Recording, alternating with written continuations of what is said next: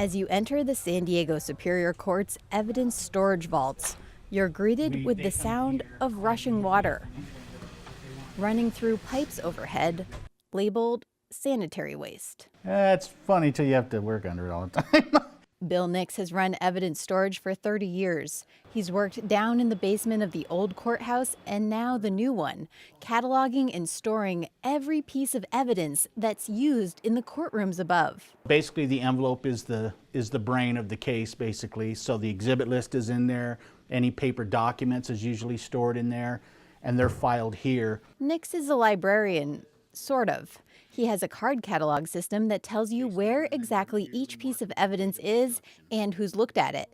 And that's very important. If something goes missing, he'll know who to blame. But in other ways, Nix is nothing like a librarian. We keep all of our firearms in boxes.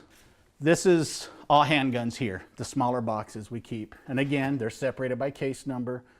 All the red dots that you see, those are all murder cases. For one thing, a lot of what he's storing are guns. Sometimes we'll get items like this where it's stored in plexiglass. Nix pulls out a giant assault rifle in a plexiglass case that's almost as tall as he is. He also points out other murder weapons. Miscellaneous weapons. These are just items that, for one reason or another, were used to harm somebody. The items include a few shovels, rakes, a mop, and some hockey sticks. When I first started working here, I was 20 years old, and I'll be honest with you, I was a little, it messes with your mortality a little bit because you see so much death around you, pictures of it, and it's like, wow, you know, it can, but then it wears off, and you really don't see it after a while. I hate to admit it, but yeah, we've had a few creepy stories over here with the older stuff. The oldest evidence Nix keeps is from a murder case back in the 1970s. The person absconded, and there's a warrant out for them. So and whenever there's a warrant out, no matter what, we can't get rid of a case.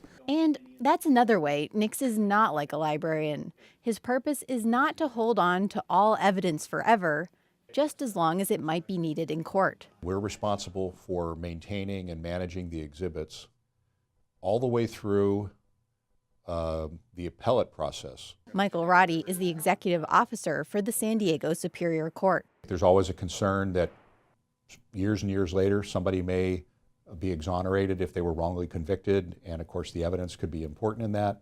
And so, again, we wait till a case is fully completed, and then we even wait longer than that. And we don't do it the exact minute that we can get rid of things. Death penalty cases are kept until the person is executed or dies naturally.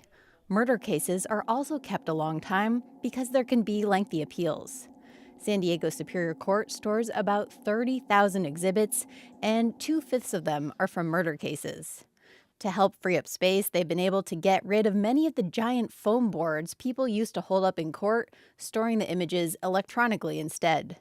And a lot of evidence is now stored as photographs on DVDs.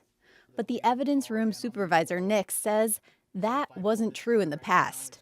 He's stored some very large items. Once we had two bank robbers that they admitted all of their tools as evidence. They were huge drills and saws that their purpose was to be magnetized to the face of the door and for use, and they were ungodly heavy. We had buckets of ship chain, all with this one case. It was incredible. We've had a mock room that was made up of board, but when it was put together, it was a huge room. Car fenders, car doors, armchairs, full-size television sets, big screens. There was no, they could bring anything. We were lucky we didn't get anything bigger because they would have. The last part of the evidence storage process is destruction or reuse. The sheriff's office would get handguns. The DEA gets our narcotics and our ammunition. And scales taken as evidence in drug cases used to be sold at auctions. But then the bad people were buying them back. So now we stockpile them, then we donate them to local schools. Yes, really. Much better purpose, I think. Trageser, KPBS News.